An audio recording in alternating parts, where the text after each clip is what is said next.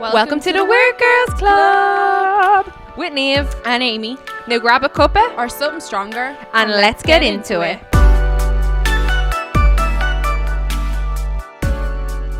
We're back for another episode of the Weird Girls Club podcast. Actually, copied you doing it that time. Yeah, we always have to hit the high notes. But yeah, this week we're like, we've been doing weird shit like that all day. Well, we actually always do when we go to a hall, we just get in sync and we go say the same thing at the same time. Like, we literally say the same thing at the same time. We're just like, okay, we swear that wasn't We're in practice. sync. Well, obviously when we introduce it is.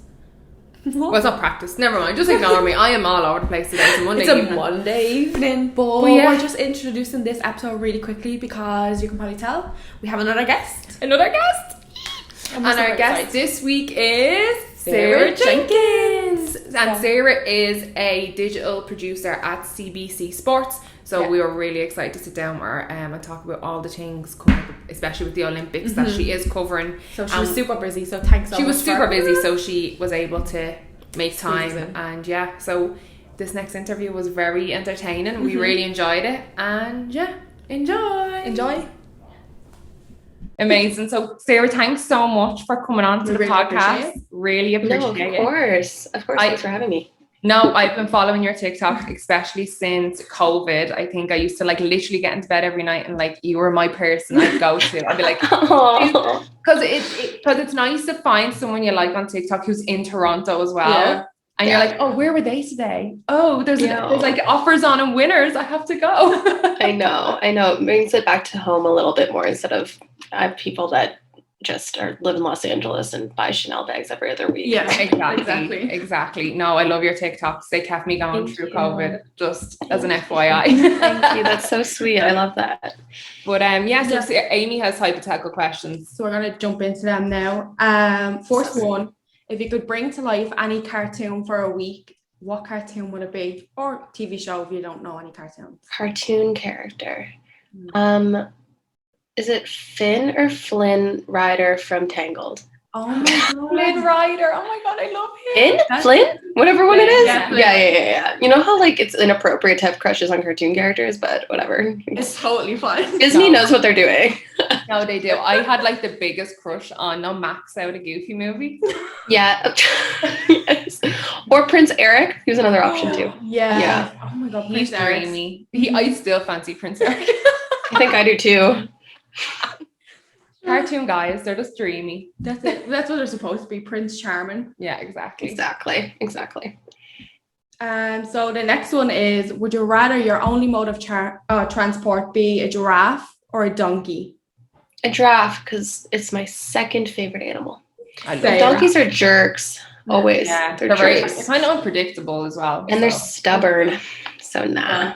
It's like traditionally, you should go with the donkey, but that's nowhere near as fun as the giraffe. Yeah. Exactly. If you could teach a giraffe, think of the money you could make if you knew how to ride a giraffe. Yeah. I mean, that's probably like animal abuse and PETA would come after you, but like that would be unbelievable. Yeah. Yeah, I love giraffes. I same.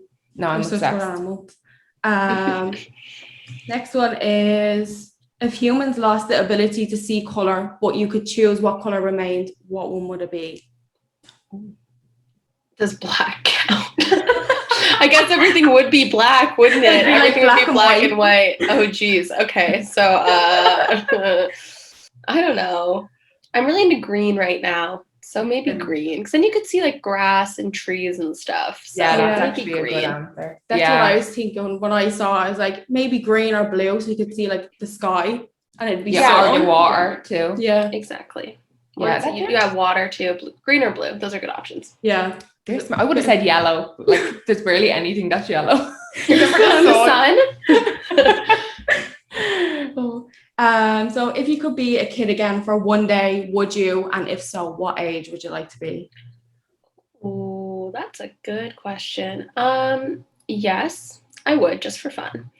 Maybe I would be like, I could either, maybe like 10. Because I feel like as a young girl, 10's like the last stage before you start getting aware of like your body and how you look and all of that stuff. And you just kind of like don't care about anything. And you just like I used to just like ride my bike until like the till dark and like all that kind of stuff. Like I think you just don't really have a care in the world. So maybe 10. This got really deep. That was not my intention. No, you're totally fine. It's like before you have like start thinking about things so much. No, of course. It's before you think about yourself that way, which is sad. We shouldn't let little girls get that way anyway. Sorry, I didn't mean to bring the mood down. It's so true though. Like it's like then you're just growing up. Yeah. Then. Everyone's going to grow up so quick, like especially with social media, because when we were that age, we hadn't got like social media. No, yeah, it's so different now. It scares me. It scares me a little bit. Like there's like literally 10-year-olds that wear like full faces of makeup now. Like Jesus, I didn't even know what makeup was. My mom had to like beg me to brush my hair when I was 10. Like it's like come in now, you need to get into the shower and like wash. I'm like, no, I'm out playing. That's exactly. Carefree though you are at that age. Yes, exactly. That's why. That age. I wish I could do that. Go back to being a kid for now. Like I don't want to brush my hair. Next one is if you could time travel but only forward or backwards, which would you go? So like future or past? Backwards. I don't need to know what happens in the future. I don't need to know that. I would go backwards and I would set myself up for success now. Like, I would invest in Amazon and I would like that kind of stuff. Or I'd try to like invent Netflix before the people at Netflix did it. That type of thing. Yeah, that's a good And one. I just want to go back to like, I don't know. I want to go back to like medieval times just to see what it's all about. What happened, yeah. And like fact check our history teachers. Yeah. And like a party in the 50s and stuff like that. Yes. Or whatever. When was Bridgerton set? The 1800s? Like that era. Go back then. Oh yeah. Imagine trying to get in a corset. I'd be dead. Oh my God. I'd love to go back to like the day before Pompeii, like before the volcano like erupted. Oh wow. Yeah, that'd be interesting. Yeah, like I don't want to be the person in Pompeii at that, like when I see, but dip before it happens. Yeah, and like warn people, like run. Kind of change in the future though, unfortunately. It's like butterfly effect then. Yeah, everything's changed forever. Oh well. Oh well. Is that all though? Last one. If you are stuck on a private island, what 3 things would you bring? My phone. So lame. I could film that I'm stuck on an island. That's what I would do. Because my brain just thinks about content. My phone. And then because I'd want to bring books, but I would put books on my phone. So that's one thing. Yeah. I would bring, oh my God. It's hard. It's very difficult. My phone would be like keep me entertained long enough. I don't know. Like, am I stranded there? Like, do I need to bring like okay, so I'll bring like a, what are those those things with the flame? The flares. I'd bring a flare and a bottle of tequila. Oh, nice. That's smart. But I said a raft, and Amy was like, "You can't bring a raft. You're stranded." Well, you technically can. Yeah. I can. Like I can bring any island. I can say the island. Yeah, exactly. Like a paddleboard. But yeah, so we're going to jump in real quick about your job. I know you've done podcasts before and you've talked about your job a lot. So I wanted to make sure we got your TikTok, and obviously we can't do a podcast anymore while talking about COVID, unfortunately. Hopefully for like after the next few months, when everything's back to normal, COVID will be eliminated and we won't have to talk about it. But everyone's curious of how everyone's surviving. Yeah. But for anyone that doesn't know, can you break down for us what exactly is a studio producer? So what exactly do you do?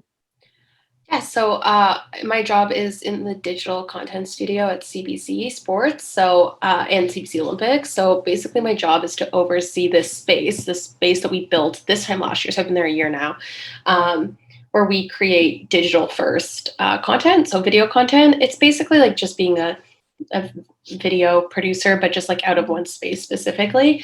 But with that, it entails not only producing content, coming up with shows, concepts. I also manage a team of people. So I manage my associate producers, my talent. We do interviews, we do features, we do live shows, we do live streams. So there's like a mix of things. Like no day is really the same, but I oversee everything. So anything that comes out of that studio, I kind of have my finger on first. Oh, wow. You're busy. Yeah. It's a lot. It's a lot, especially in an Olympic year. Yeah. What made you choose like specifically the sports industry, or was it something you fell into? I never wanted to work in sports, actually. I always loved, so like the heyday of like Much Music here in Toronto was like when they used to do like live shows and all that stuff. And I used to come to the city every weekend to, not even just weekends, but weekdays to come to the live shows and see celebrities and go see like One Direction or like all these people. Yeah. And I always thought I would go and work there. That was kind of always my dream, and work in entertainment. I wanted to be like Oprah, like when I was little. That was what I told my mom. And so I always knew I wanted to work in entertainment in some aspects, or media. And I used to have a fangirl Twitter. So like then social media was the thing that I wanted to do. But I played hockey my entire life, and my hockey career got cut a little bit shorter than anticipated due to injuries and concussions. So it was that year that I got my final concussion. I wasn't able to play anymore, that like my program that I ended up taking at university popped up, and it was at the RT School of Media, which was the number one media school in the country. It's where I wanted to go to school, but they were starting a sport media program. And I thought it'd be a really cool opportunity to be the first graduating class of a program. And then on top of it, just, I don't know, like take my love of hockey on the ice and see if I can recreate it in media in some sense. And I ended up just like loving it. And then, so it wasn't even like something like I dreamed of my whole life. It kind of became an accident. Like I didn't really think about it as a career until the program popped up. So it's kind of like your two kind of interests slightly kind of meshed together. For sure. It was actually my dad who was like, well, this is bringing the two things you love together, right? And I was like, so poetic, but yeah, I guess it is. So it worked out really nicely. Yeah, thanks, Dad. I know he reminds me of that all the time, that I owe him. But yeah, it was really like, it was a nice like bringing the two together. Plus, like just being get to be our first class, like that was really cool for me. And we kind of got a lot more like opportunities because of it, because we were like new and shiny, the first degree granting program and all that stuff. So it was bringing my two loves together, which was kind of cool. I say your dad loves just talking to sports. Yeah. Well, my dad has 3 daughters, and all 3 of us want to work in sports or do work in sports. Oh, wow. So, like, my one sister is going to the University of Alabama to working for the Alabama football team. My other sister used to work for the Maple Leafs and Raptors. I obviously work in sports, so it's funny. You got 3 daughters, but coerced us all into sports. That is so cool. I say he's chuffed. I can picture like Christmas dinner and all you are talking about sports. Your mom. Oh God, I try not to. It hurts my brain to talk about it all the time, to be honest. Because now it's like work, right? So it's like, like obviously, like I do talk about it, but it's like there's work and play. So now I separate the two as much as I can a little bit. Exactly. Like you don't want it. Like sometimes when you're constantly in the atmosphere of like sports, you don't want to come home and be like, for sure, or sports. Like I feel like, and then you're thinking about work again, being like, oh, we've done this in work today. Like, yep, exactly. It just never ends. Because like what is most people's entertainment is my job. So it's like I have to be thinking about, and I don't want to be thinking about work all the time. That's why I read, so I don't have to look at anything, and I just sit read my books. Yeah, well, at least you can at least you read books, because when you're constantly watching TV or on social media, you're obviously what you do, it's constantly kind of on your mind as well. Oh, there's no turning it off. Like your brain is constantly on, right? Especially as like a digital content producer, because technically I can produce content at any time, anywhere, and like think of ideas, and it's really hard for your brain to turn off. Like it's, you're constantly thinking, you feel like you constantly have to be on. Like I remember when I used to work at Yahoo Sports and I would cover the Maple Leafs, like even games I wasn't working, I felt like I had to be like watching and keeping up with on Twitter and like keeping that personality and knowing the storylines. And it just ends up being exhausting. Obviously, it's like a job that most people will kill for, but it doesn't mean that it's not still like a job and not still like really like hard to separate and find yourself a work-life balance. And that's honestly like been the biggest thing that I've had to learn over the few years, is how to build that for myself. Definitely. Or you're just gonna like drain yourself. Yeah. Oh, burnout's so common in this industry for that reason. But what's it like for like a woman being in a sports industry?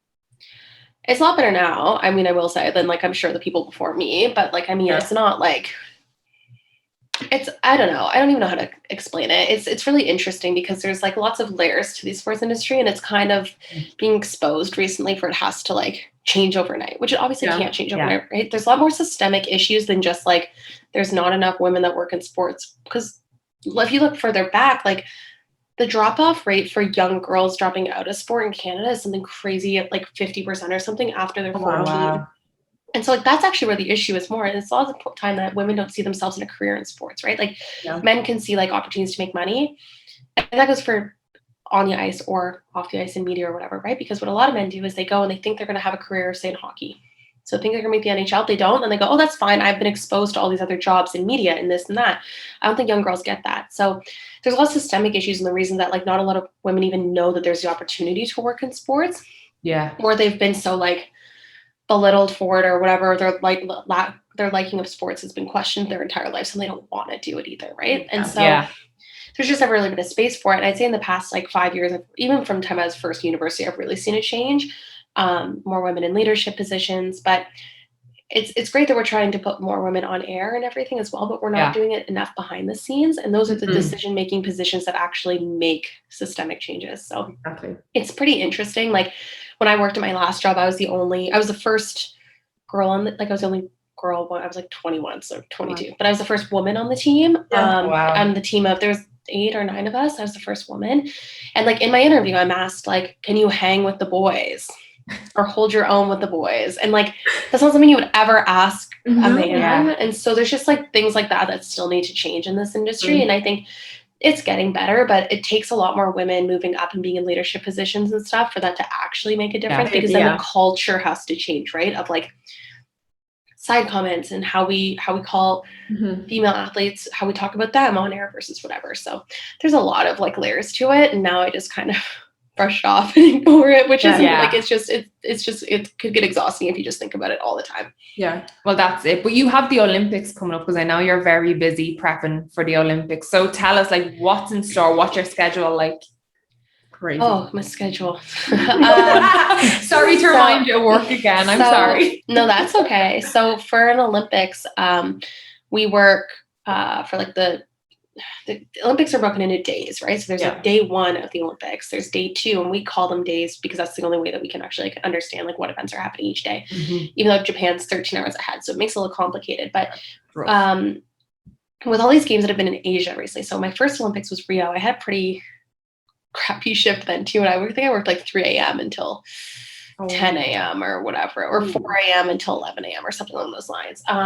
Pyeongchang was a little bit more normal because I was on the primetime show. So I worked like 4 p.m. till midnight or something.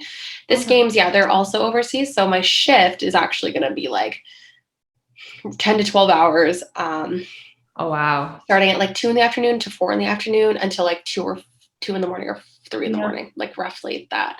Because I need to cover off like the main point in which Canadians will be watching, which will be in that prime time between like 7 and 11, and then also the live sport that starts at 7 p.m. For my job right now, my main job is going to be producing our live show, which will be daily from 6 till 7 p.m. So today I just made all the rundowns for that, planning out what sports we're going to be talking about each day and figure out which guests we need, what do we need for segments. So I'm working on that right now. And then I'm also on top of it. I'm also helping launch our TikTok account. So we're going to be making TikToks during the Olympics. And so obviously, because I do in my spare time, like I'm going to be doing that as well. So it's going to kind of be like 2 jobs in one during the Olympics, which is new for me. I've never been in like a leadership role for the games before. So it'll be interesting. But and the COVID games are just going to be so weird. So we'll see. It's going to be so different than like previously. Before. Well, even the amount of people we're sending over is so little. And then even like only some of us are working in the office. I'm lucky that I'm working in the office, but there are people working from home on the Olympics, which is insane because like one of the only parts that gets you through those like hard days when you've been working 15 days straight is like being with other people. So it's just going to be an interesting experience that we will get through. We will survive, and we'll see ourselves on the other side. You're definitely going to need a bottle of tequila. At the end and a private island. And a private island. Yes, exactly. Well, it'll be deserved. Well deserved. I think we're going to jump straight into obviously the dreaded topic of COVID. Has to be mentioned. Well, I've been following you during COVID, so obviously I haven't seen your ins and outs and everything. But basically, the first question would be like, how did you see like a difference in shift in people that you worked with during COVID? I know you were working from home, like wasn't it the majority, or you were kind of in the office like 2 or 3 days? So when the very early days of COVID, like March 2020, I was a freelancer at the time. So I lost all my work because sports shut down. So I had no work. So that's actually why I started taking TikTok seriously, because I was bored. I was like, okay, I'm going to like just do this to give myself something to do every single day. And then in July, so a year ago, this like past week, July of last year, I accepted a full-time position with the company I'm with now. And so that's when I started going into the office. So I was one of the first people to go back into the office since March, since I shut down. And I've consistently been going into the office 3 days a week since then. There was a couple times where like stay-at-home orders in place or whatever, we like would not go in every single day, but because we're a broadcaster, we were essential. So we were allowed to go in almost the entire time throughout COVID because people need news, they need all of this stuff. So I was in at least 3 days a week almost this entire past year. So my experience has been a little bit different with COVID. I've mostly like everyone else is on their like meetings at home. There's people that haven't been in the office since March of 2020. And like, I forget that, oh, right. Like it's kind of a privilege that I get to be here when most people are at home.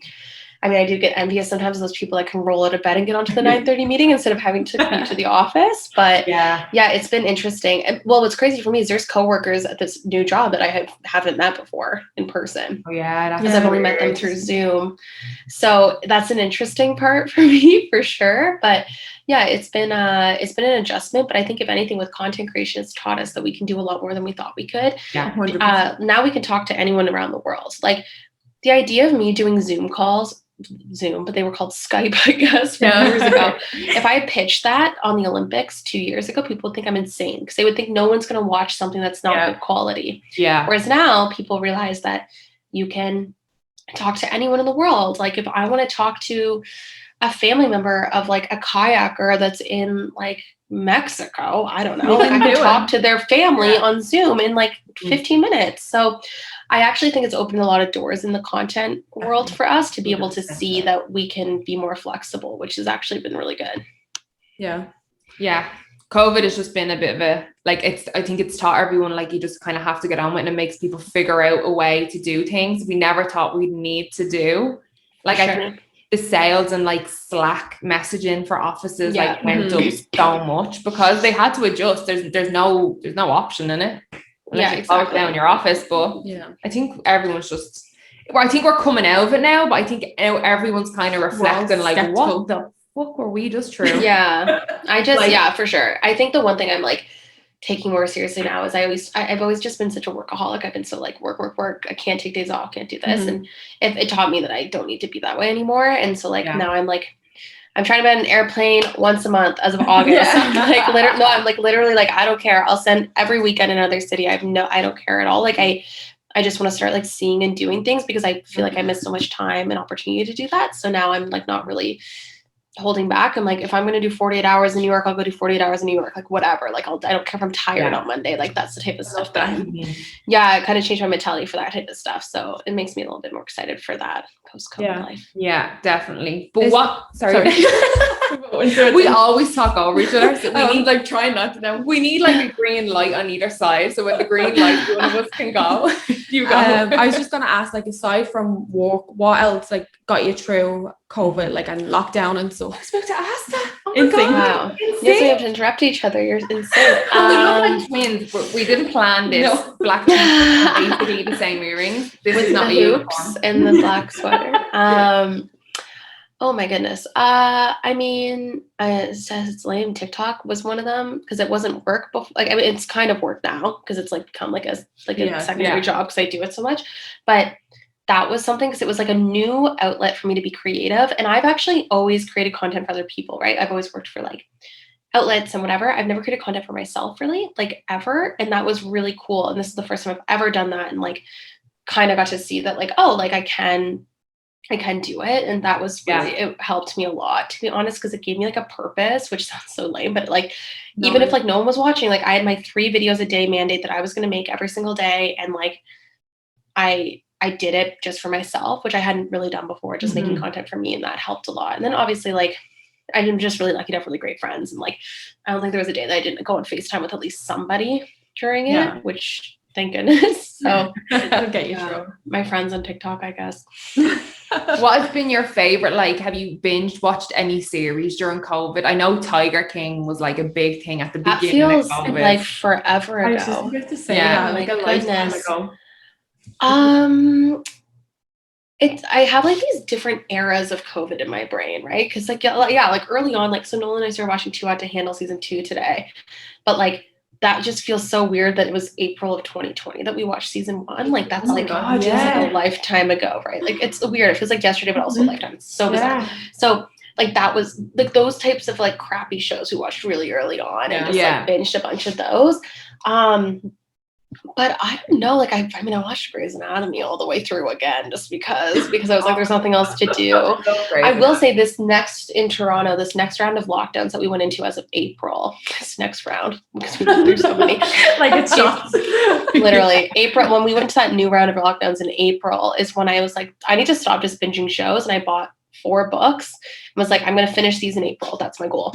And now I'm like addicted to reading, which is like a good thing to be addicted to. But now like I have an obsessive personality, so I get very like hyper like focused on one thing. Yeah. So I like right now it's books. So it's like I don't have any TV shows I'm watching. I'm like reading. I'm trying to read a book a week roughly right now. Oh wow, like, that's really good. It's like I've read like 20 books since that first week in April. Oh my god, that's amazing. So my whole life. No, but up until this time, that was me, man. Like up until this time, that was me. And so like now, like that's what I'm binging right now and there's romance books. Like I'm not reading like anything intense. Like I'm reading like, oh, will they end up together? Oh, they will. Like that's something. But it's like kind of such a good escape. Oh, that's why I love them. My anxiety loves that I know what's gonna happen. Don't be real. You're skipping like a few chapters. And you're like, I already know what happens in this book. I'm just gonna put it on the shelf and say it's done. Skim. Yeah. I wish I could get into books. I think I'm the type of person I've attempted to get into the books so much, but then I get like 3 chapters in. I'm like, this is taking too long. so same. Sometimes you have to push through, and I always say like, by page 150, and by page 1, in like a 300-page book as an example, and sometimes it takes until the halfway point. But then usually that second half, it's like it'll usually take like 4 days to get through, 4 or 5 days to like get it into the first 150 pages. Then usually in one night I read the next 150 because like you get so hooked and into it because like it's like a show. You can just hit next on the screen. Like it's the same. I know it's the endings right here, and I just want to like get to it. I tried to like set marks. Like I'll be like, right, I'm gonna read like 20 pages. Oh yeah, I'll get like 10 in, and I'll be out cold asleep. It's like my brain is just like, nah, not happening. Switch off. No, that's been like my best thing that I've like binged is getting into binge reading, which has been good for me. Yeah, but plus, like you said before, it's something different, not like social media or screens. So, like, you have to have some outlet. I think everyone does. That's not what your work as, or it's not what your day consists around. Especially when like my work is all on my phone. So it's like, it's not like I'm a nurse and I leave the hospital and I'm no longer like I'm no longer at work. Like my work is always accessible on my phone. In the content I make, whether that's TikTok work or regular work now. So that's why I think it's become a really good thing for me. It's just, that's why I used to take baths all the time, because like I couldn't use my phone in the tub because I don't trust myself not to drop it. So it's just stopped. And now I read because now it's like, oh, if I really want to get to this book, I have to have complete silence. I have to put my phone away. Like it's really good that it's like, that's the one way I can cut down my screen time too. But at least it's stuck though. 20 books. That's really good. Yeah, it's stuck so far. So my goal is 50 for the year because I wanted to almost do a book a week. 52 would be ideal because it's a book a week, and I only started in April, so we're good. Yesterday I read a book. Like I'll just pick cover to cover because I had nothing else to do in the afternoon. So like, I can't even do that with a magazine. I look at the pictures. My God, there should just be a category in the Olympics for people who read the most books. You would be in it. I wouldn't be. Trust me. But you'd build up the stamina and you'd like read a book an hour. You'd be flying. You do get way faster. That because someone asked me on TikTok yesterday, they're like, tips for reading fast. I was like, it sounds stupid. You just have to read more. Like I wasn't reading this quickly before, but now I don't know. It's like my eyes can just move faster. I don't know. But I think your brain starts to process the words faster.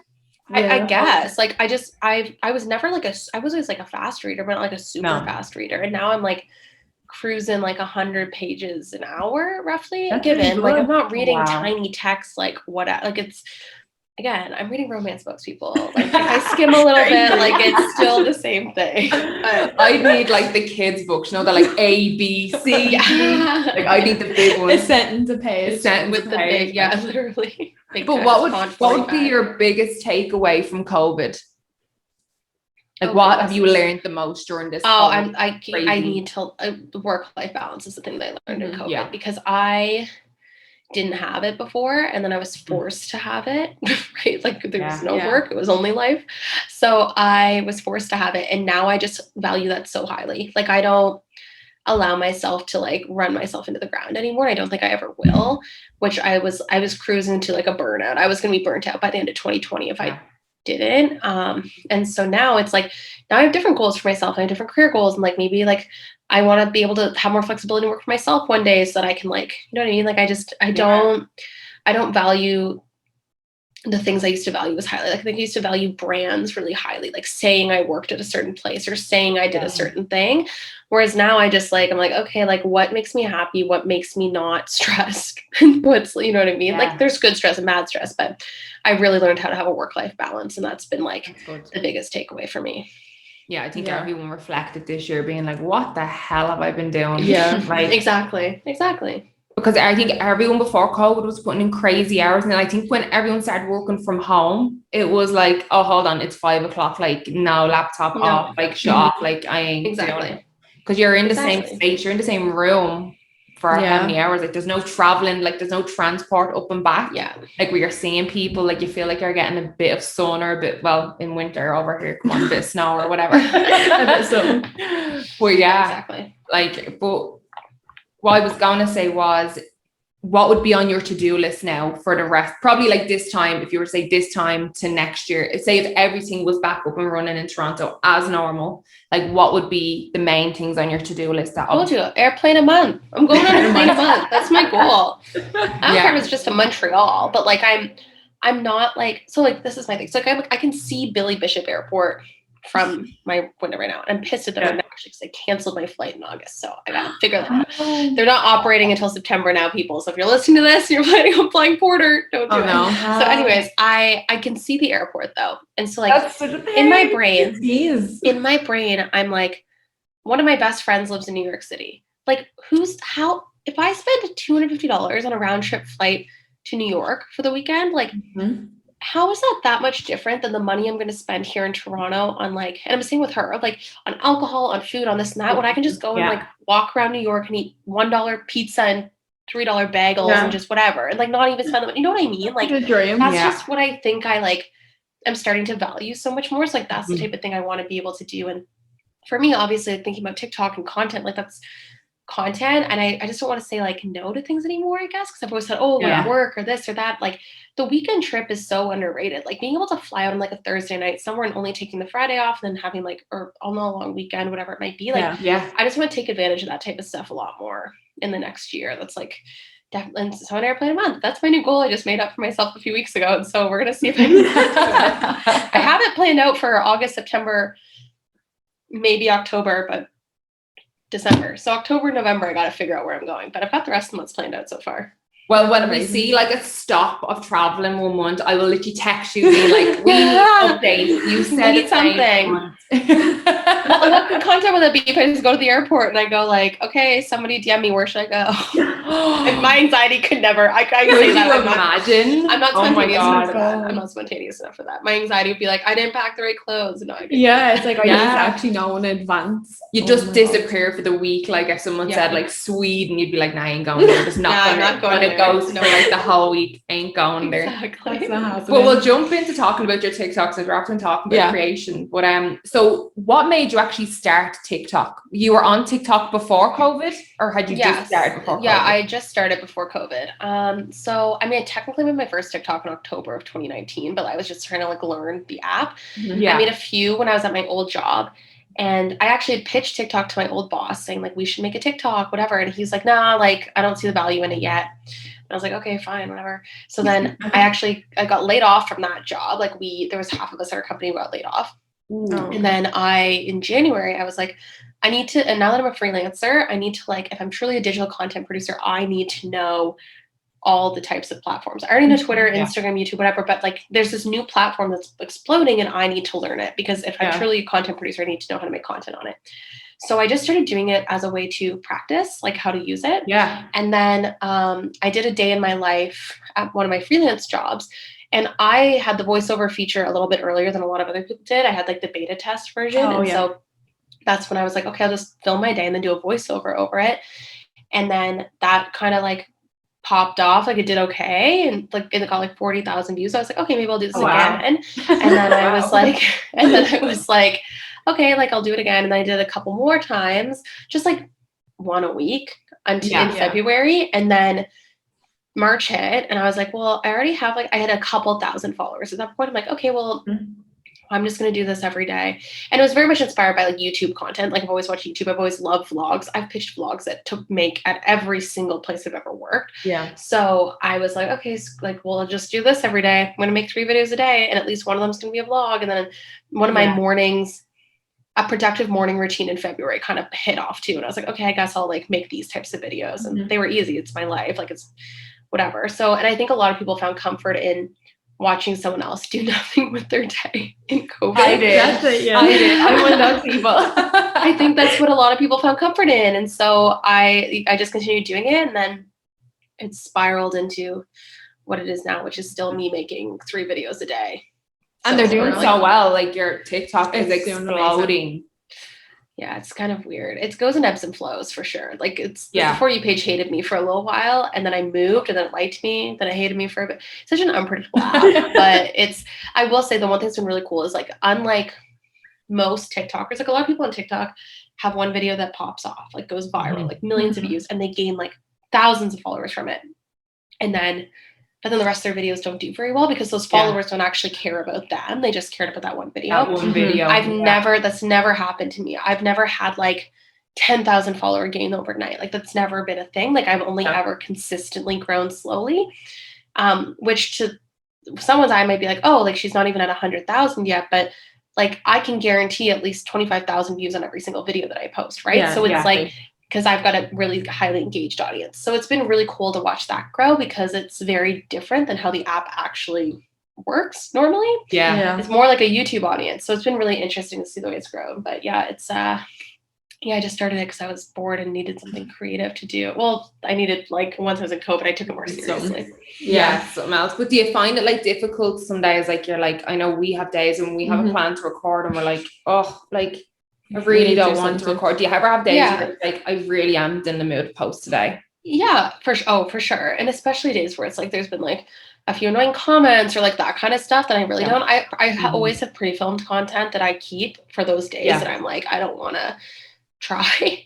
But the nice thing is because it is just what I'm seriously doing for the day, like I don't fake anything. Like if I'm doing nothing, like you see that I'm doing nothing, right? Like I don't try. There are times where I'm like, oh, I wish I had plans tonight, or I wish I was doing, like, I get in that mindset sometimes. I'm like, oh, these past 5 vlogs have looked the exact same. But I'm usually pretty good about it, like, because this is like fun for me. Like, it's not like it's my day job, right? So I'm usually pretty good with it. But there are times, obviously, like any normal human, where I'll just post something, or I'll be like, you know what, I'm not going to post 3 videos today. I'll stop the 3rd because I just don't feel like continuing. Plus it is time consuming too. Like a 30-second video, like sometimes the effort you put into a 30-second video, because it's clips from like your entire day. So sometimes it's like, you know what, I just haven't got the energy to clip them together. I film everything in apps, so it's not that bad. Like I don't export or re-import anything, luckily. Like that's another reason why I'm pretty good about not taking time off. But for sure, there's just like anything, like screen time or burnout or whatever you want to talk about. Like there's always those times where you just don't feel like it. And then you're just eh. So that's why I try to pre-film content on days that I like, I am feeling good. Yeah. And I'll definitely do comment replies or that type of stuff. So I always have that to post. So I always have something. Yeah, have you experienced any like bad comments? Any backlash? I mean, yeah, everyone does. There's trolls that like literally like, it's the amount of effort they put in, like to troll me. It's ridiculous because it's just so funny. It's like you're putting more effort than someone that's like a fan. So anyways, it's so funny. But yeah, there's always bad comments. But then I'm pretty lucky in the sense that my community's pretty good. Like I think I'm in a pretty good spot. TikTok's pretty good about when you report stuff or anything like that. Yeah. I mean, like it comes with the territory. There's always going to be that. I'm also someone that can laugh at myself. So like, if it's something like ridiculous, like I'm totally fine. Like when I made the Toronto patios video, I knew it was going to happen. People in Toronto get so butthurt over opinions on patios. And I like, know. I made this of 5 I liked. And the amount of people that were like, oh, she's not from Toronto. I was like, I never said I was. Like, it's those things where it's like, whatever. Like, you can't win. There's no winning on the internet, right? Exactly. So, You can't win everyone. Like, people forget it's my personal preference. This is like, it's my for page. sure. Like, this is my everyone personal takes preference. everything so personally. So yeah, it's funny though, because I can laugh it off. So it's usually fine. That's but good. yeah, it's not that bad. Do you ever think you'll make the transition to YouTube, or do you think you're gonna stick with TikTok? I know I've always wanted a lot to. of work. I've always wanted to. I think if my job wasn't so consuming and my job was, this is the thing, right? I do content for my job and my free time. It's not, I have friends who work as like medical assistants during the day. And then YouTube is what they do on the side, or content's what they do on the side because it's what they love and it's fun. For me, it's actually really hard for my brain to be creative all the time because I'm creative for my work 9 to 5. And then I have to be creative outside of work too. There are different types of creative and that's totally fine. But throwing YouTube into that mix means something's going to suffer and I can't compromise either of those right now. So I've always wanted to. I also be mortified if this is just me being like insecure. I'd be mortified if I started YouTube and like 200 people subscribe. You know what I mean? Like that would mortify me because I know it's not about the numbers and everything, but still like it with how much work YouTube takes and the quality that I would need it to be at for me to do it. I honestly just don't have the time right now. I think if work was ever to chill a little bit, then for sure I would love to make like longer form content. Like I would love to be able to like more so sit down and like talk to people as opposed to just like these 1-minute videos or I don't know. I think I'd really enjoy it, but I just don't have the time. Not right now. Yeah. Like YouTube is demanding. Not at the expense of like, because I won't compromise TikTok. Like I won't like why would I bite the hand that feeds me, right? Like why would I compromise my 3 video output a day if that meant I can only do 1 video a day and then a YouTube vlog once a week? Like I just don't think that's worth it right now. So maybe one day, maybe I do realize like there's people demanding it and whatever, but no, definitely. Whenever you're ready, But that's what I was gonna ask next. How do you find like balancing your job and then TikTok? Because obviously that's kind of blown up like recently, and now you're getting back into work and being in the office more. Is it difficult? I'd imagine so. Yeah, it is to a degree. Now I'm used to it. I've been doing it long enough. I'm doing it for about a year now, right? So now I'm pretty used to it. I will say where it gets difficult is like when I'm in the office, because then I come home and like in the wintertime, it was actually way harder because daylight, right? It's like me trying to like film if I want to pre-film some stuff or whatever, like, and I'm literally losing daylight and I have no, like lighting matters, like that type of stuff matters to me. So that part would always get me stressed. But yeah, I mean, the saving grace is that it's literally just my life, right? Like I am like doing hauls, I'm creating other forms of content, but at the bare minimum, I can post at least probably 2 videos an evening, even if I had a long day at work, about my life and what I'm doing. So I think that's the thing that saves me. If I was creating like sports content, which I don't even think I'd be allowed to do, but like doing that, then that would be like way too exhausting because it'd be like too much of the same thing, I think. But because it's so different than sports, it's like 2 different lives. I keep saying I'm Hannah Montana. I have 2 lives. I have my producer life and then I have my TikTok life. And like they're in the same realm of like industry, but not really. So it can be exhausting sometimes, but to juggle, especially because I just hold myself to a high standard of wanting that 3 video output so that when I can't hit that, I get frustrated with myself, but I have to give myself a break because I do work a more than full-time job and then do this. Especially with the Olympics coming up, you're going to be absolutely so tired. Yeah, that's going to be interesting to see how I continue vlogging. I've got the approval. Like I'm allowed to vlog. Like I'm allowed to film during the Olympics. Like they don't care, but that's great. It's going to be interesting to see how tired I am. I'll get a little delusional by like day 5, probably. I always do. And I always get sick in the middle of it too. So we'll see how that goes. Oh, wow. Oh, no. Hopefully not. Just because so tired. Is there a number of followers for your TikTok that you're like, do you know what? I'm happy with that number now. Or are you always trying to aim for new followers? I actually don't aim for followers at all. Like straight up. Like I think if I was, I would have changed my content style a long time ago. Because the formula, like I explained before, the formula I'm doing is just a slow, consistent follower growth. 100,000's obviously always been a big goal, but I'm never someone that even wants to like get into the millions or something, because then it just comes with so much, hate and expectation and this and that. Like I love having just like a small, like highly engaged group that like I like that are always there, like are interested in my, like, and I recognize name, you know what I mean? Like, I just love that. Yeah. So I've never really thought of like numbers that way. I don't. Honestly, the other day I looked, I was like, oh, my video's been doing really well recently. Like, I didn't even realize, because I just like, honestly, I post and I usually put my phone away. Put it away. Yeah. So yeah, there's never been a number per se. I just like want to make sure as long as my content's still good and people are still watching, I'll still make it. I just don't want the content to suffer. Yeah, exactly. Well, that's it. Exactly. Like, what do you think? What if someone was to start a TikTok tomorrow? What would be like the one piece of main advice you'd give them to kind of help them grow if they were like struggling with followers? Because it's consistency. Yeah. On any platform is that way, right? Like, an algorithm's not going to feed you unless you're feeding the algorithm. And so, like, there's a reason I post 3 videos a day every single day. That's just been my constant thing that I did. And that's what I saw success in. Yeah. And also, you have to post 3 a day. So you don't have to post 1 a day. As long as you're posting consistency, though, so that people know when to expect your videos. Like, people know to expect videos from me at certain times a day. And that's like part of how you garner an audience, like a community, rather than just like one random person scrolling by. Yeah, definitely. I think do you have any more questions? Just gonna ask, do you think you'll ever transition to like full-time social media, or will you always want to be producer? And I get this. I get this question a lot. And actually, my friends asked me it the other day, and no, because one, I just like have really big goals for myself in like my like personal career, like production wise. Like, I want to win an Emmy one day, or like that kind of stuff. Like, I've got huge goals on that side, and I think I'll always love that.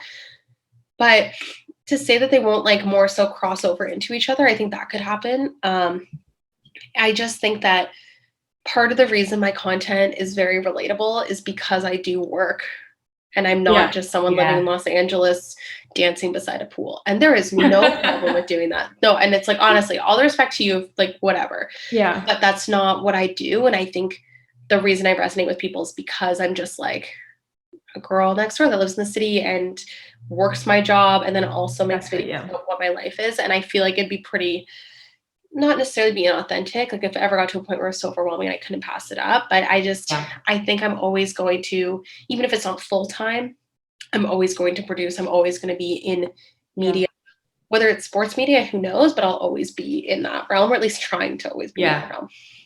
Well, before we go, I know you're a big Taylor Swift fan. Yes. So if you could pick one Taylor Swift song to bring to the island, we'll say to bring to the island. All Too Well. I'll just cry by myself and sing All Too Well on an island. With tequila? Yeah, that's what I would do. I would drink tequila and I would listen to All Too Well and I would cry. But for the 10-minute version, she's going to release in November. So that's the goal. There we go. Yeah. I knew you were a big Taylor Swift fan. I think you have the t-shirt. This proves I'm a fangirl. I do, with all her faces. Oh, yeah. Oh, I've got two. Yeah. Yes. Oh, I almost wore that actually on here, and I was like, I'm like, Sarah, you're 25 or something. It's totally fine. Yeah. No, love it. But Sarah, thanks again for coming on and taking the time. I know you're super busy. But we will be following you and your TikToks about the Olympics. We're very excited. Thank you. This was so much fun.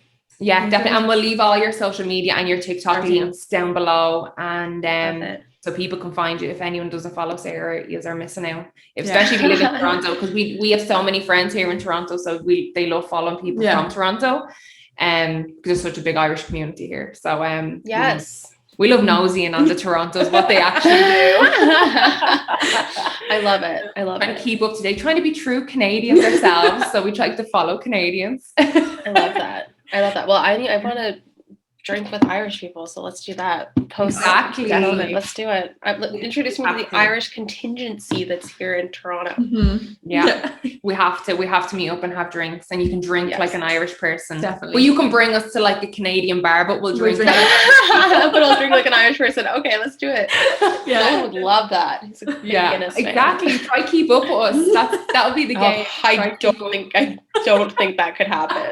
Not during the Olympics, because you'll already be sleep deprived. No, we'll have to do that after. It'll be No, we'll make it happen. Sarah, thank you so much for taking the time. Thank you so much.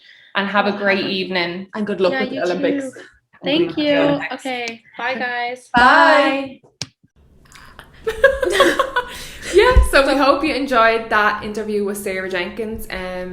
It was so interesting and it was so refreshing to talk about actually something really different. And she skilled us on sports and industry and women in the industry. And everything, yeah. Yeah, so it was actually really nice, and it was nice to talk about TikTok as well. Yeah, we haven't had anyone from TikTok on the podcast yet, so yeah. And interesting. I've been following her, as you've seen, if you've seen the interview. I've been following her. TikTok is like so addicting. So if you have never like heard of or seen of her, I don't know where you have been living. But to the Irish listeners, maybe not because your algorithm might be different, but like it's so addicting. You'll go on and just like binge it. It's loads of mini vlogs. She talked all about it. So make sure you check her out. If you're watching on YouTube, she will obviously be linked below. If you're listening on audio, she's Sarah Jenkins. Go find her. Yeah, we'll leave all our details down below.